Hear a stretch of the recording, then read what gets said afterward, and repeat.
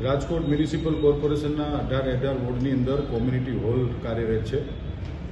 આ કોમ્યુનિટી હોલની અંદર fire equipment જે તે સમયે લગાડવામાં નહોતા આવ્યા, એટલે ફાયર ઇક્વિપમેન્ટ લગાડવા માટે રાજકોટના તમામ કોમ્યુનિટી હોલો અમે લોકોએ બંધ કર્યા હતા.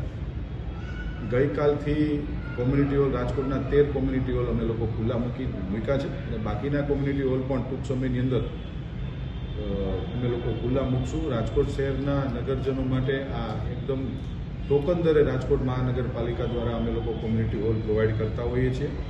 તો આપ સૌના માધ્યમથી શહેરના નગરજનોને મારી વિનંતી છે કે આ કોમ્યુનિટી હોલનો આપના દ્વારા વધુમાં વધુ તમે લોકો ઉપયોગ કરો એવી મારી આપ સૌને વિનંતી છે.